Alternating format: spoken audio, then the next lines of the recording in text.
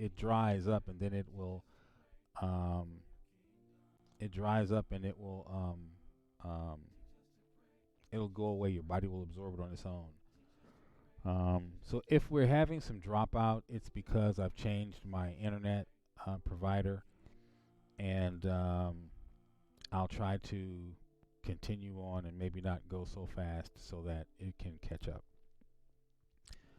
Um, and because of her that mass on the side of her head, when she had a brain bleed, she lost the use of her entire right side.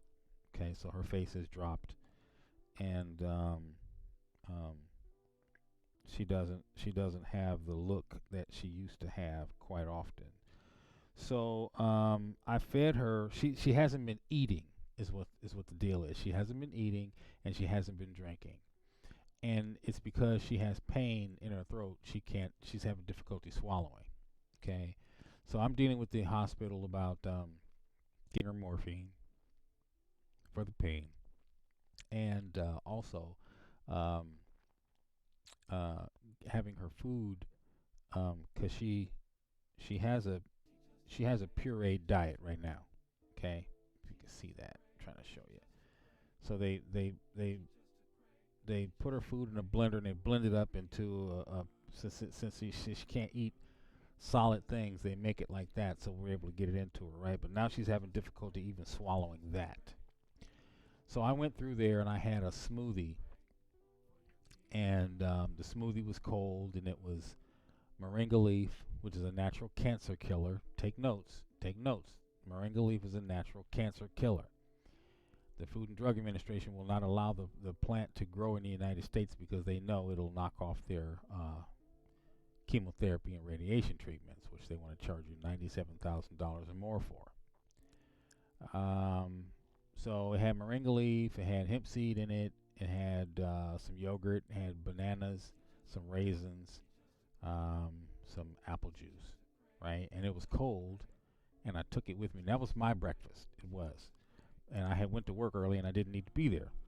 So I turned around and I went the other direction. Went to the hospital and hung out with Mama. So when I got there, I had discovered that she hadn't eaten in 2 days. Um, we had been talking about it on the phone. They called me and said, "Hey, well, she's only eating this, she's eating that." So what happens is that she's doing what they call pocketing. Well, they'll put some food in her mouth and she'll just hold it in her cheek, but she's not swallowing it. So I went through there with my elixir, and I know that she likes it because I've given it to her before.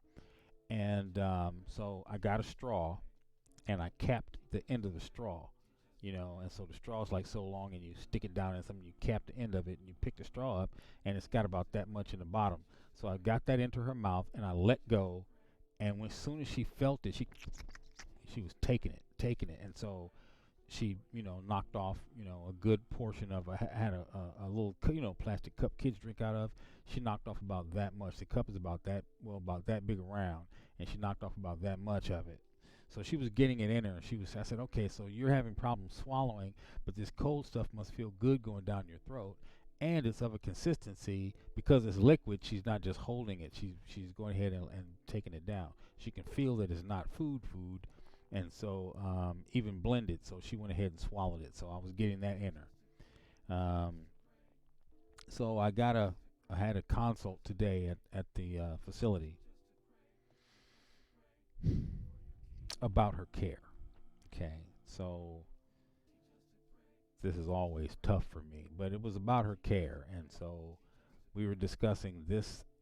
Have her get her swallow evaluation going, and to give her some morphine for the pain, um, and to get her food a little bit more liquefied so that she was able to take it, because I can give it to her on a straw or in a teaspoon, and she will be able to take it. So what I was doing, let me see if I have it here because I had it. What I was doing was um, I had my, if you can see in the background back there, there's a there's a cup back here. Oops, I can't get my finger in the way. There's a cup back there. It's a mason jar, and that had my my smoothie in it. You can probably see, if you can see real good, you can see that it's like maybe a quarter down from the top of the lid. And let me see if I can get this to focus. There it is. You can see it about a quarter down from the top of the lid. And that's how much she took. And I put some in a cup and I mixed some of her eggs in with it that was on her plate. And even though it was in a more liquid form, she could still tell those eggs were in there. She wouldn't, and that's when she stopped swallowing. So I said, "Oh, okay, I see what's going on. You don't want that food. You want the straight liquid. So I have to come through here with something that's loaded full of chock full of minerals, that will take the place of your actual food. So that means that the hemp seed and the raisins, the moringa leaf. Um, I can even throw, a little some little pieces of chicken in the middle of that and blend it up. Keep it liquefied so that she'll be able to drink it down. So what happened was that after I had that consult with the facility, I come home. I had an electrician here who was working on some of the plugs and things. And while that was going on, I get a call from hospice who tells me that since they're taking care of her Medi-Cal now, that they're not going to approve a evaluation to determine her ability to be able to swallow. And so I'm talking, and I can tell on the other end of the phone is a young girl. She's probably 25 or 26. She's young. And I can tell by the way that she's talking to me, and I take it as being condescending. I take it as being an assault on my intelligence. And so even though I was PO'd, which means pissed off, I still was able to maintain my composure enough to slow myself down and teach this child something, you know. And so I spoke to her in a very, very authoritative way, but in a way of teaching. In other words, shut up and listen, little girl. And she picked up on where I was coming from, and she shut up and she listened. Um, Suffice it to say that by the end of the conversation, she indicated to me that she learned something, which was good. She said, no one's ever spoken to me that way before. No, because you're used to telling people. Because see, you go to school, a school, and they screw with your head, and you come out with a degree, and you think you know something. Well, what you know comes out of a book, but you don't have any boots on the ground. You don't have no experience. You have no salt under the belt. So when you're talking to me, you're trying to speak to me like you're the one in control and you're the one in charge, and you're not. And you're trying to speak to me as if you have a knowledge that I don't have, and so I'm supposed to sit back and listen to you, and that's not gonna work. So, so I'll say this: what I said and what I did was, I took her to school real quick and indicated to her, listen, that lady who's laying in that bed is a retired nurse. I was not raised throughout the majority of my life by her, but for the days that I was with her and the time that I was with her, she taught me a lot about the medical industry. Specifically because when I was in the 7th grade and she had started going to school to become a nurse, when I got out of school, I was in college with her. So when she was in her college classes, I would be sitting in her college classes with her, reading her books. And so a lot of people in my family will say things to me, and they still say things like, you think you know so much. No, it's not that. What it is that from a very early age, I was in college classes. I was in college courses. I paid attention. I learned. I read. I'm very academic. Okay? And because a lot of people in my family are not very academic, they take it as an affront to them, as if I think I know so much. No, I don't think I know so much. As a matter of fact, I don't know anything. But what I do know is that I learned how to shut up and pay attention. I learned how to shut up and learn. So for people who cannot shut up and learn, they have a problem with someone else who knows something more than which they do, and then they want to turn it around and throw it back at you to try to give you a guilt complex because of their inability. Okay? So let me say this to you. If this is what's happening to you, it's not you, it's them. Okay? So don't take it personal when someone says you think you know so much because you have a bachelor's degree and they never graduated high school. Because you have a bachelor's degree and they barely got out of high school and never went to college. Because you have a bachelor's degree and they're just a low level manager at a big box store. Don't take it personal. Okay? Just understand that that person is really beating themselves up because they didn't go further in life. And so they're satisfied being where they are. Okay? Now, I go back to school, and my family knows I go back to school or school every few years just to upgrade my marketable skills. And to a person who doesn't understand what I just said, they will say, "Oh, so you think you know so much?" No, no. I simply said I go back to school to upgrade my marketable skills. That obviously says to me that you don't have any and that you probably don't even know what they are. So, um, this person was talking to me about end of life. Well, I don't know if anyone's ever talked to you about end of life, but you need to prepare yourself because this is the beginning of end of life. And I said, "Excuse me?"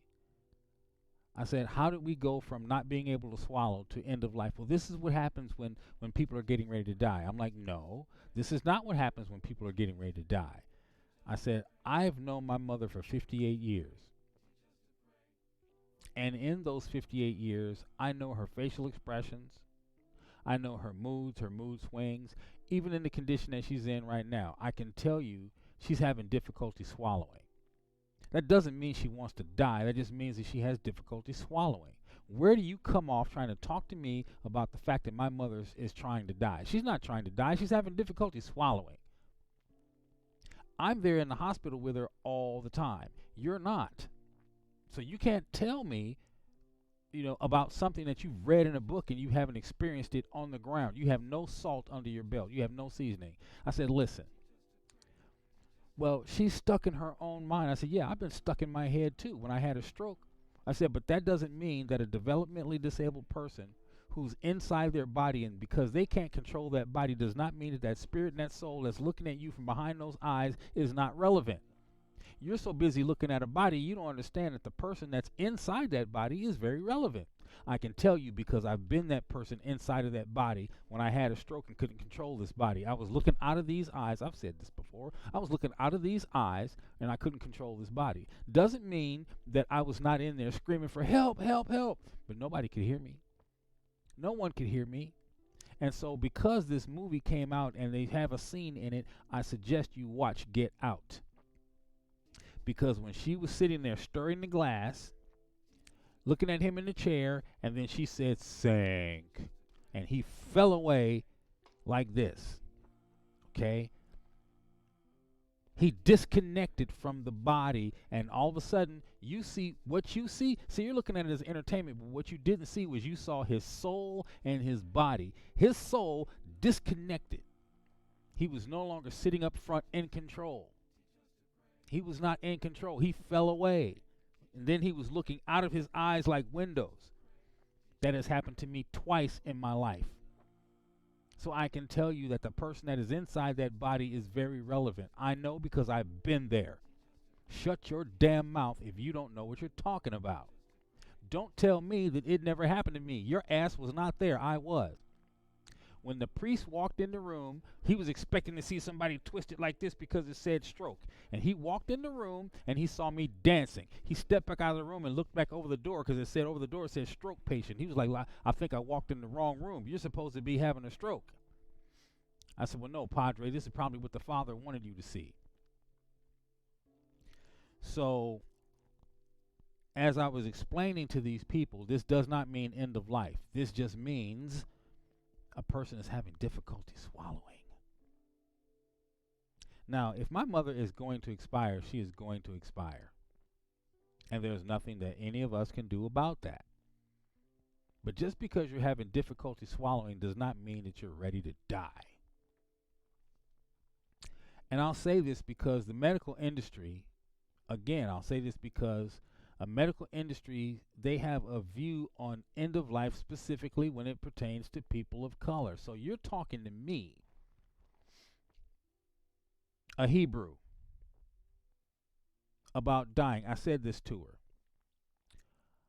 I said, when you stole us off the west coast of Africa and brought us here in captivity to be your slaves, did you bring our food with us?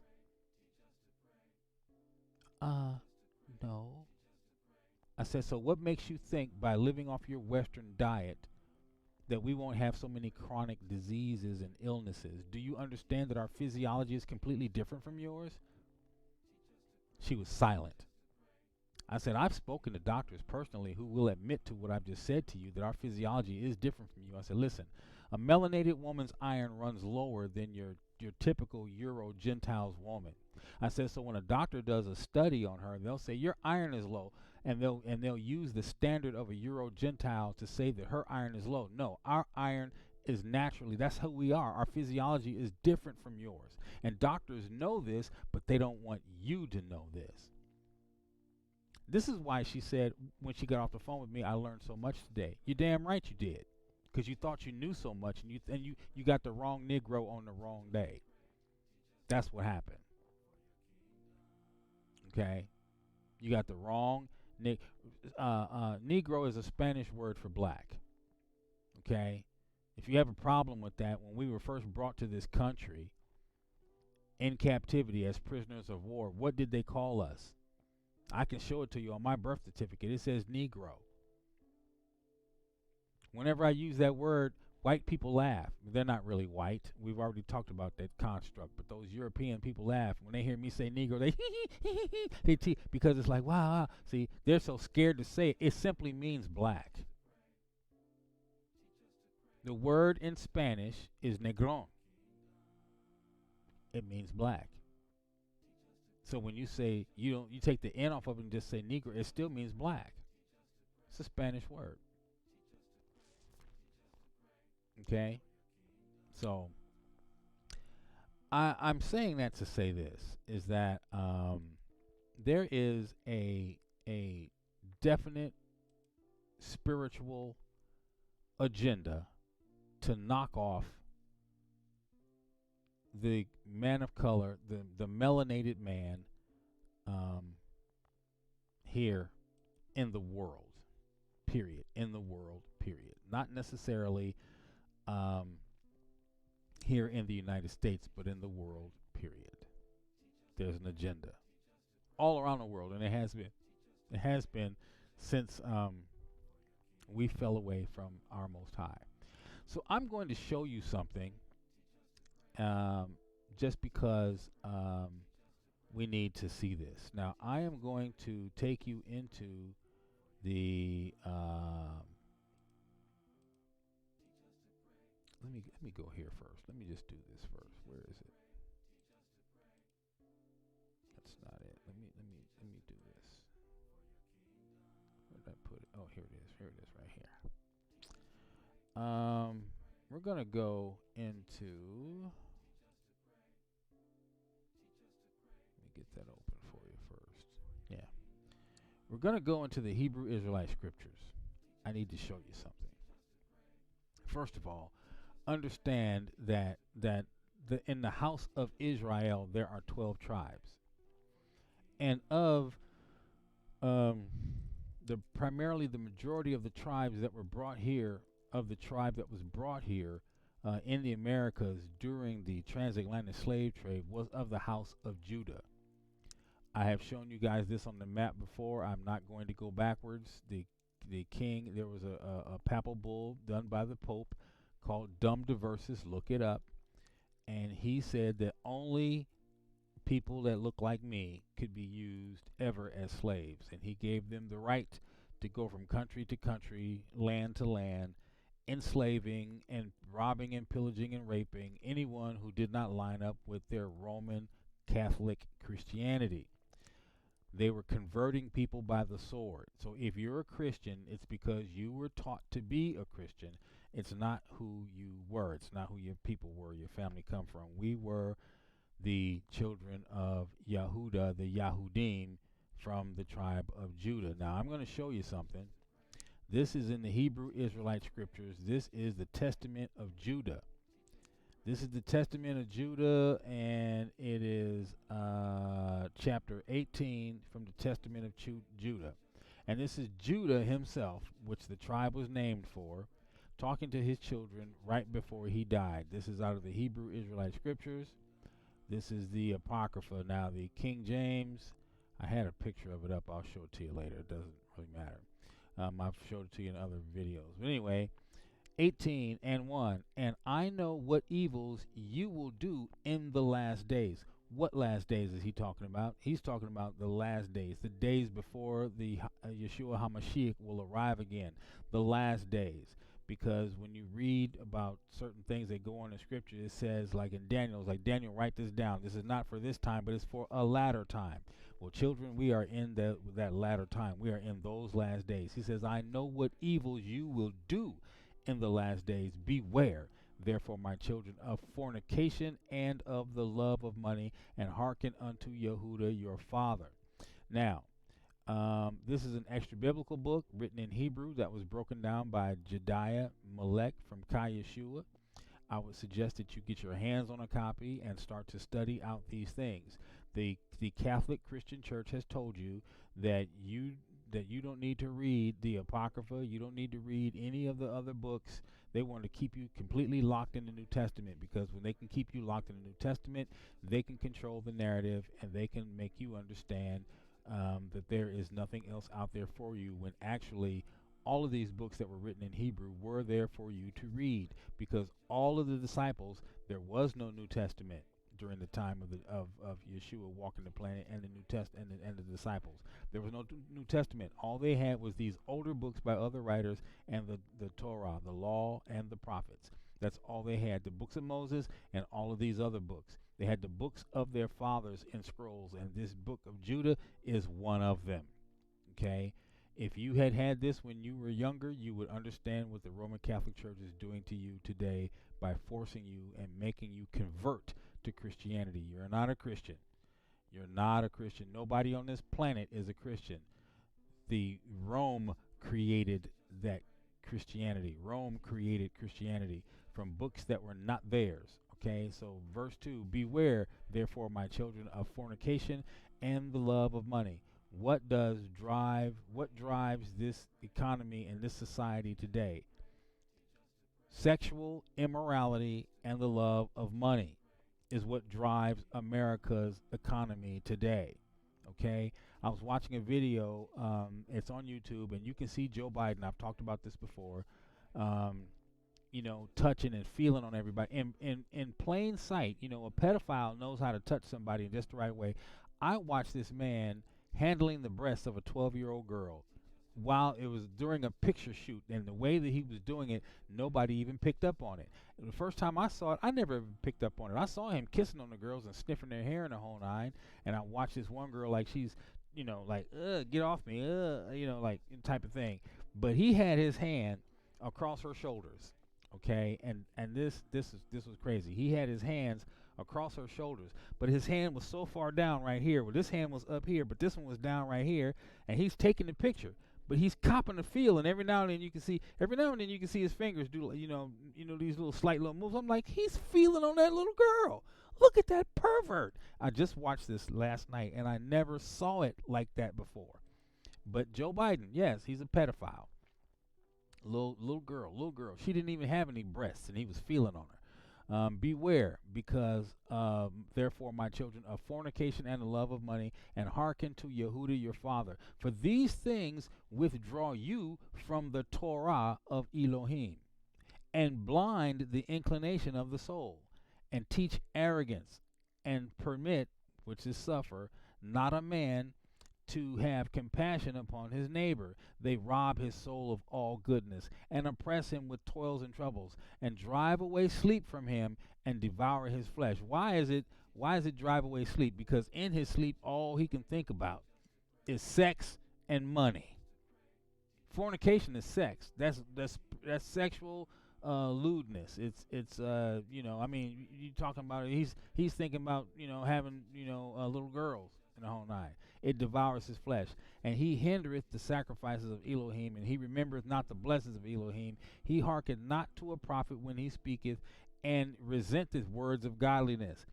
Do not they do that today? Heck, that happens to me in my own family. I talk to people in my family, and I speak to them words of godliness, and I'm crazy.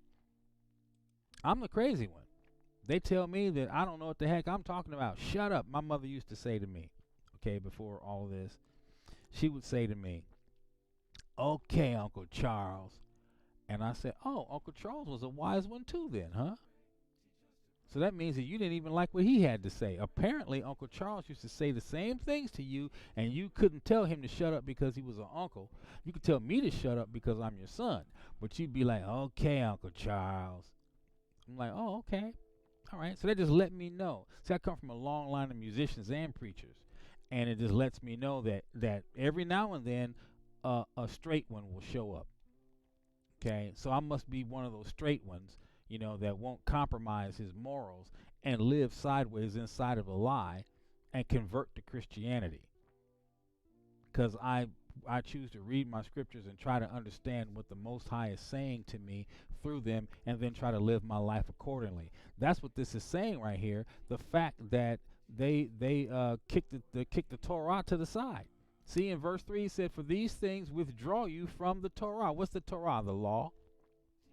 The Torah is the law. It's the law of Elohim. Who is Elohim? God.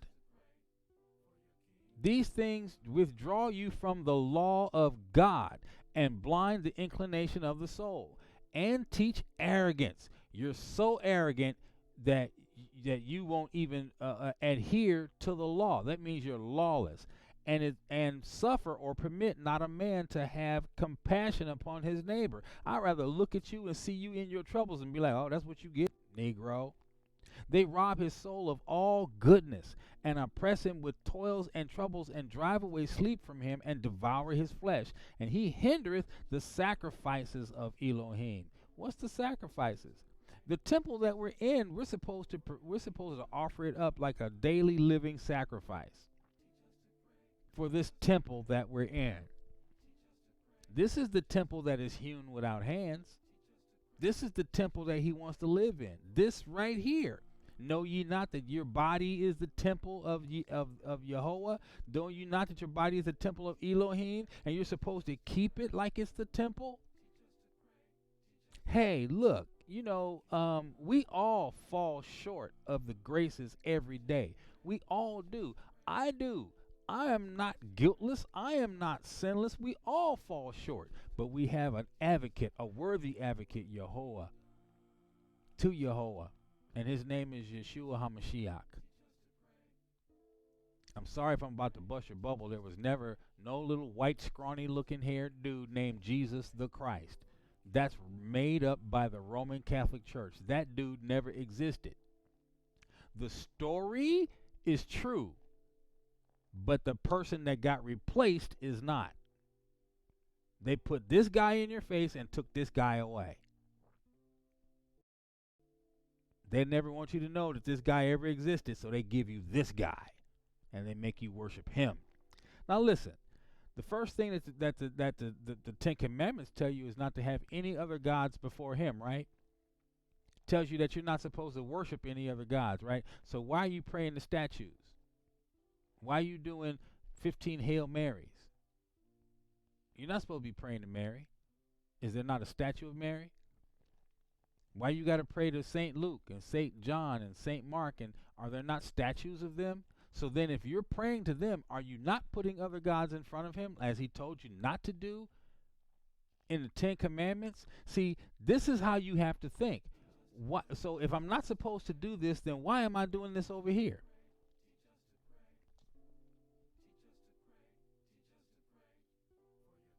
They tell you that you're not supposed to have any other gods before him, but then